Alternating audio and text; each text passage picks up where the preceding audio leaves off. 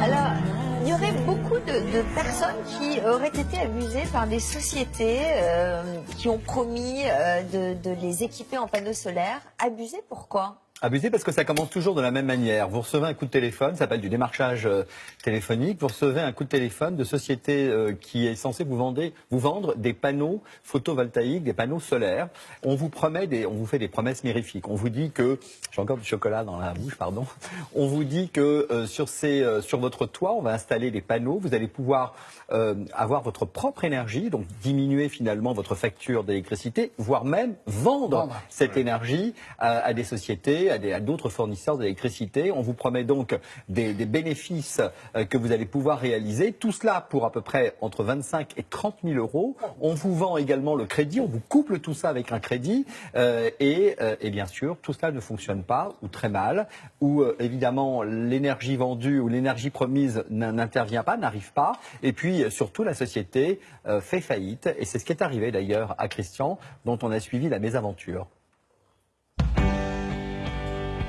En installant des panneaux photovoltaïques sur son toit, Christian voulait alimenter sa maison en énergie solaire. Cette électricité photovoltaïque devait remplacer l'électricité qu'il achète à son fournisseur d'énergie traditionnel. Mais dès l'installation du système, Christian rencontre une série de problèmes. Là, vous voyez, on a 10 panneaux photovoltaïques. Ça a représenté un investissement de 26 500 euros.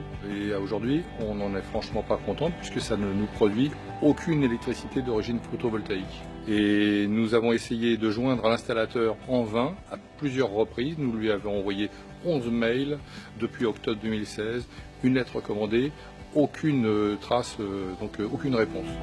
Dans un rapport, la direction de la répression des fraudes confirme l'existence de 20 sociétés coupables d'infractions. Les panneaux photovoltaïques sont censés amener de l'électricité dans notre système ici. Par contre, nous avons rencontré 3 problèmes.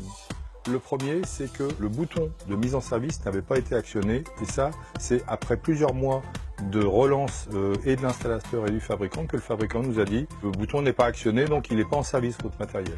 En été 2016, on a constaté qu'on avait un problème de batterie et plusieurs mois après qu'on ait relancé l'installateur, il a fini par remplacer les batteries. Il a constaté qu'une batterie avait explosé. Plusieurs mois après, un expert est venu à la demande de l'avocate pour auditer notre installation. Il s'est aperçu que le disjoncteur intérieur de l'armoire n'était plus armé. Ça veut dire que peut-être que de l'énergie photovoltaïque était produite, mais elle n'était pas injectée dans notre système. Pourtant, la société promettait à Christian de produire suffisamment d'énergie solaire pour réduire sa facture d'électricité traditionnelle de 1 820 euros par an. Problème, aucun de ces engagements n'est inscrit sur le bon de commande. Il figure à part sur un simple bout de papier. Christian est dans l'impasse, d'autant plus qu'il a signé un crédit. Nous avons signé un bon attestant de cette installation et l'organisme de crédit a réglé intégralement les 23 500 euros à notre installateur. Par contre, nous, depuis, nous devons régler tous les mois plus de 500 euros pour une installation qui ne fonctionne pas du tout. Christian est soutenu par le groupement de particuliers producteurs d'électricité photovoltaïque. Comme lui, plus de 1700 familles ont lancé une action en justice. Alors, mode d'emploi, Roland, comment faut-il faire pour ne pas se faire avoir ? D'abord, attention, il n'y a plus de crédit d'impôt sur ces panneaux solaires. C'est ce qu'on vous a vendu au départ, mais depuis 2014, plus de crédit d'impôt. Deuxième chose, vous allez forcément contracter un crédit. Ce crédit va être couplé avec cet achat des panneaux solaires. Moi, ce que je vous conseille, véritablement pour demander peut-être la nullité finalement de ce contrat, si rien ne fonctionne, si la société dépose le bilan et si finalement vous vous retrouvez avec des panneaux qui sont tout à fait inefficaces, ce que je vous conseille, c'est que sur le bon de commande, toutes les promesses que l'on vous a faites sur l'énergie que cela doit générer, le taux d'énergie en kilowatts que cela doit générer, l'économie que vous devez faire, tout doit être écrit contractuellement.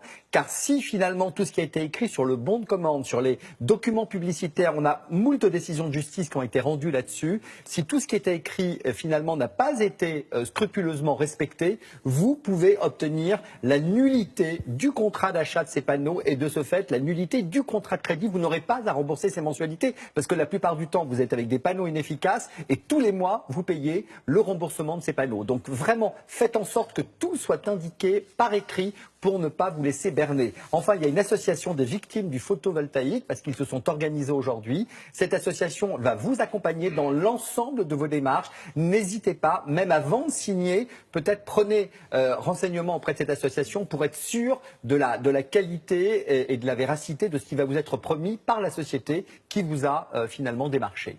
Il n'en reste pas moins que c'est une bonne idée d'installer des panneaux solaires. D'un point de vue quand même. écologique, bien sûr, mais il faut que ça marche et il faut que ce soit correctement fait. Simplement, des sociétés qui ne sont pas aguerries à ce type d'installation se mettent aujourd'hui sur le marché et vous vendent tout et n'importe quoi.